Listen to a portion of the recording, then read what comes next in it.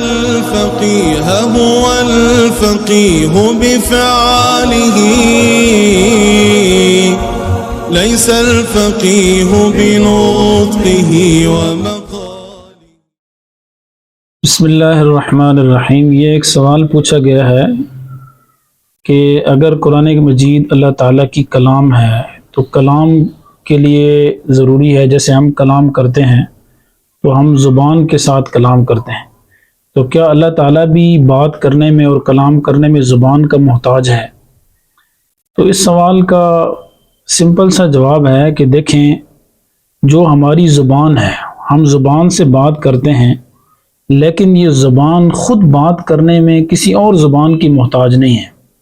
ہم ان آنکھوں سے دیکھتے ہیں، لیکن ہماری آنکھیں دیکھنے میں کسی اور آنکھ کی محتاج نہیں ہیں، تو یہ آنکھیں اپنی ذات سے دیکھتی ہیں۔ اسی طرح ہمارے کان ہیں، ہم کانوں سے سنتے ہیں، تو ہمارے کان سننے کے لیے کسی اور کان کے محتاج نہیں ہیں، بلکہ وہ اپنی ذات سے سنتے ہیں۔ تو کچھ زبان، جیسے ہماری زبان خود اپنی ذات سے بولتی ہے اور یہ کسی اور زبان کی محتاج نہیں ہے، تو اللہ تبارک و تعالی بھی کلام کرنے میں زبان کا محتاج نہیں ہے۔ صفت کلام اس کی جو ہے نا ذات میں داخل ہے، تو یہ اللہ تعالیٰ کیا ہے، اس کے لیے زبان کا محتاج نہیں۔ یہ تو اس کا سمپل سا جواب ہے، لیکن اپنے ناظرین کے لیے اور خاص کر اہل علم کے لیے میں تھوڑا سا تفصیل کے ساتھ گفتگو کروں گا، تاکہ جو اللہ تعالیٰ کی صفات ہیں ان کے بارے میں جو صحیح کانسیپٹ ہے وہ ہمیں معلوم ہو جائے۔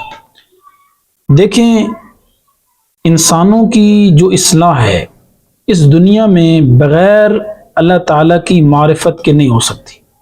لیکن انسان دنیا میں آئے ہیں تو انسانوں میں اور حیوانوں میں کچھ فرق ہے۔ اب انسانوں میں اچھی صفات ہیں، یہ اچھی صفات کیسے پیدا ہوتی ہیں؟ اچھی صفات کو حاصل کرنے کے لیے، صحیح راستے پر چلنے کے لیے، اور جو برے عقائد ہیں ان سے بچنے کے لیے اللہ تعالیٰ کی معرفت بہت ضروری ہے۔ اگر کسی آدمی کو اللہ تعالیٰ کی معرفت حاصل ہوگی نا تو وہ صحیح طریقے پر چلے گا اور وہ جو ہے نا برے عقائد سے بچے گا۔ تو اللہ تعالیٰ کی جو معرفت ہے وہ ہمیں کیسے حاصل ہو، اس کے لیے یہ سمجھیں کہ ایک تو اللہ تعالیٰ کی ذات ہے، تو اللہ تعالیٰ کی ذات جو ہے نا وہ محجوب ہے، مخفی ہے، پوشیدہ ہے، اس کا ادراک نہیں ہو سکتا۔ اور اللہ تعالیٰ کی جو ذات کا کنسپٹ ہے نا، یہ تو تقریباً سب لوگوں کے ہاں موجود ہے کہ دنیا کے سبھی لوگ کہتے ہیں کہ گاڈ ہے۔ بہت کم لوگ ایسے ہیں جو اس کا انکار کرتے ہیں کہ گاڈ نہیں ہے اور یہ دنیا کا نظام ایسے ہی چل رہا ہے۔ جی، حالانکہ یہ تو ہر تھوڑی سی عقل رکھنے والا بھی سمجھ سکتا ہے کہ بھئی ایک دنیا کی چھوٹا سا کارخانہ، چھوٹی سی چیز، مشین بغیر چلانے والے کے نہیں چلتی، تو یہ ساری کائنات بغیر بنانے والے اور چلانے والے کے کیسے چل رہی ہے؟ ایک تو اللہ تعالیٰ کی ذات کی معرفت ہے، تو اللہ تعالیٰ اپنی ذات میں محجوب اور مخفی ہے، اس کا ہم ادراک صحیح معنوں میں حقیقت میں نہیں کر سکتے۔ اسی طرح اللہ تعالیٰ کی صفات ہیں، اللہ تعالیٰ کی جو صفات ہیں ان کا بھی صحیح معنوں میں اگر دیکھا جائے تو ہم ادراک نہیں کر سکتے کہ اللہ تعالیٰ کی صفات کیسی ہیں۔ اب اگر یہ اللہ تعالیٰ کی صفات ہمیں نہ بتلائی جائیں تو پھر ہم اللہ تعالیٰ کی صحیح معرفت حاصل نہیں کر سکتے، اور جب ہمیں اللہ کی معرفت اور پہچان نہیں ہوگی تو ہم سیدھے راستے پر کیسے چلیں گے؟ اس لیے اللہ تبارک و تعالیٰ نے ہمیں اپنی صفات کی پہچان قرآن کریم میں کروائی ہے۔ جیسے دیکھیں نا کہ ہم قرآن کریم میں پڑھتے ہیں کہ اللہ تعالیٰ سمیع ہے، اللہ سنتا ہے، اللہ بصیر دیکھتا ہے، اللہ تعالیٰ جو ہے وہ قادر ہے، اللہ تعالیٰ خالق ہے، اللہ تعالیٰ روزی دینے والا ہے، رزاق ہے، اللہ تعالیٰ جو ہے کی صفات جلالیہ اور جمالیہ کا ذکر قرآن مجید میں آتا ہے۔ تو صفات کا کچھ تعارف اللہ تعالیٰ نے کروایا ہے، لیکن اس کے لیے پہلی بات یہ سمجھیں کہ جو اللہ تعالیٰ کی صفات ہیں ان کا تعارف کروانے کے لیے دو طریقے ہیں ہمارے پاس۔ ایک طریقہ تو یہ ہے کہ ہم ان صفات کا تعارف کرانے کے لیے وہ اسپیسیفک ورڈز یوز کریں جو انسانوں کی صفات میں ہمیں نظر آتے ہیں۔ جب ہم انسانوں کی صفات اور انسانوں کے محاسن، خوبیوں اور کمالات ذکر کرتے ہیں تو وہ اسپیسیفک ورڈز ہم یوز کرتے ہیں۔ ایک تو یہ ہے کہ اللہ تعالیٰ کی صفات کو بیان کرنے کے لیے ایسے الفاظ کا چناؤ کیا جائے، اور دوسرا آپشن ہمارے پاس یہ ہے کہ کوئی نئے الفاظ کا انتخاب کیا جائے، ایسے الفاظ جو صحیح معنوں میں اللہ تعالیٰ کی صفات کی ترجمانی کر سکیں اور حق ادا کر سکیں۔ یہ دو صورتیں ہمارے پاس، اگر ہم پہلی صورت اپنائیں تو اس صورت میں ہمیں وہ صفات تو کچھ نہ کچھ کیا ہے سمجھ میں آئیں گی، لیکن اللہ تعالیٰ کی صفات کی صحیح ترجمانی نہیں ہو سکے گی۔ اور اگر ہم دوسری صورت اپنائیں کہ نئے الفاظ کا چناؤ کریں تو اس سے اللہ تعالیٰ کی جو صفات ہیں ان کی ترجمانی کا حق تو ادا ہو جائے گا، لیکن بات ہماری سمجھ میں نہیں آئے گی۔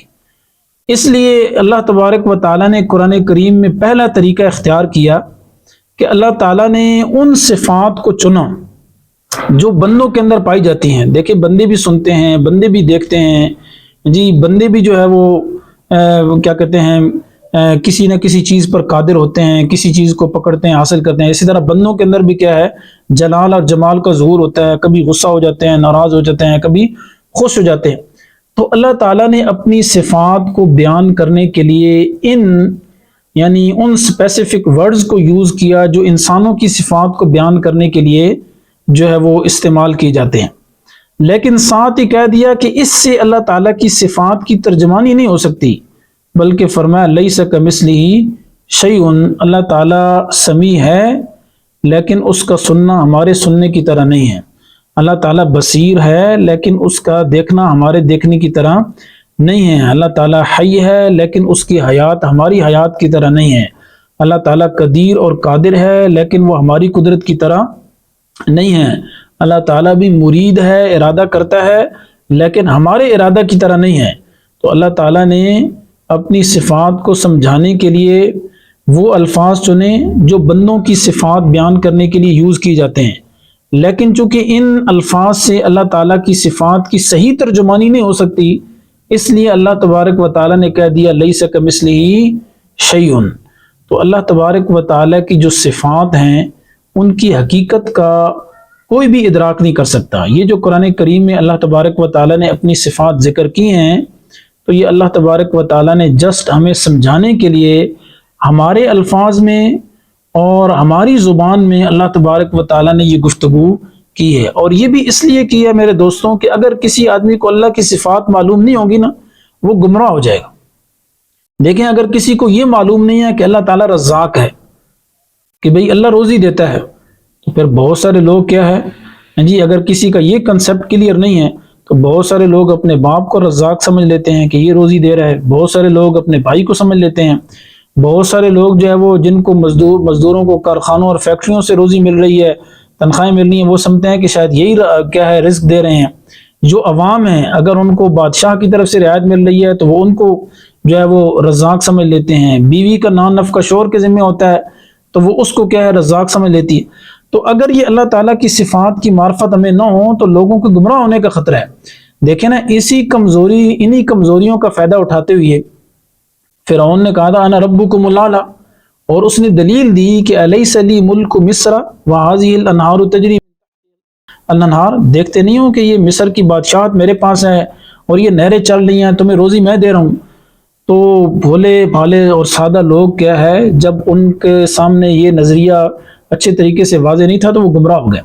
آج بھی آپ دیکھیں بہت سارے لوگ جو گمراہ ہوتے ہیں تو اسی وجہ سے گمراہ ہوتے ہیں۔ تو اللہ تعالیٰ کی صفات کی معرفت بھی ضروری ہے، لیکن میں نے عرض کیا کہ اللہ تعالیٰ کی صفات کی معرفت کما حق ہو، یعنی جیسے اس کا حق ہے ہم اس تک نہیں پہنچ سکتے۔ اللہ تعالیٰ نے ان صفات کو بیان کرنے کے لیے قرآن کریم میں ہماری زبان میں ہمیں کچھ سمجھانے کی جو ہے وہ اللہ تبارک و تعالیٰ نے کوشش کی ہے، لیکن ساتھ ہی کہہ دیا کہ تم اللہ تعالیٰ کی صفات کی تہ تک نہیں پہنچ سکتے۔ جیسے اللہ کی ذات محجوب اور مخفی ہے، اسی طرح اللہ تعالیٰ کی صفات بھی محجوب اور مخفی ہے۔ جن صفات کو میں نے بیان کیا ہے بس انہی صفات کے ذریعے اللہ کی معرفت حاصل کرو تاکہ تمہیں پتہ چل جائے کہ رزاق وہ ہے، قادر وہ ہے، خالق اور مدبر وہ ہے، جی ساری کائنات کا نظام وہ چلا رہا ہے۔ تو ہماری جو گفتگو ہے، جو ہمارا کویسچن تھا کہ جس بھائی نے سوال کیا کہ کیا اللہ تعالیٰ بھی بات کرنے میں زبان کا محتاج ہے، تو بھائی اللہ تبارک و تعالیٰ کلام کرنے میں زبان کا محتاج نہیں ہے، جیسے زبان خود کلام کرنے میں کسی اور زبان کے محتاج نہیں ہے، یہ خود اپنی ذات سے کلام کرتی ہے۔ تو اللہ تعالیٰ بھی اگر اپنی ذات سے کلام کرتے ہیں تو اس میں کوئی تعجب نہیں۔ اس لیے ہم مسلمانوں کا یہ عقیدہ ہے کہ قرآن کریم اللہ تعالیٰ کی کلام ہے، لیکن قرآن کریم اللہ تعالیٰ کی کلام نفسی ہے کہ اللہ تعالیٰ کی ذات سے نکلی ہے۔ اب کوئی آدمی یہ نظریہ نہ اپنائے کہ اللہ تبارک و تعالیٰ بھی زبان سے کیا ہے کلام کرتا ہے، یا اللہ بھی ہماری طرح کیا ہے آنکھوں سے دیکھتا ہے، یا اللہ تعالیٰ بھی ہماری طرح کانوں سے سنتا ہے۔ نہیں، اللہ تعالیٰ کی ذات ان تمام چیزوں سے پاک ہے۔ جو میں نے آپ کو ضابطہ اور اصول بتایا ہے کہ اللہ تعالیٰ نے کہہ دیا کہ تمہارا علم، تمہاری سوچ، تمہاری عقل محدود ہے، تم اللہ کی صفات کی صحیح معرفت نہیں کر سکتے۔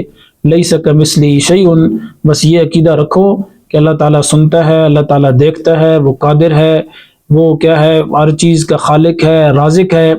اب صحیح اس کی تہ تک اور ادراک تک ہم نہیں پہنچ سکتے۔ تو یہ تھوڑی سی ایک جھلک میں نے ذکر کی ہے ان اہل علم کے لیے، اور اپنے خاص کر کے کچھ ان لوگوں کے لیے کہ اللہ تعالیٰ کی صفات جتنی قرآن میں آ گئیں، جتنی احادیث میں آ گئیں، بس انہی کو یاد کریں، انہی پر فوکس رکھیں، انہی کا ورد کریں۔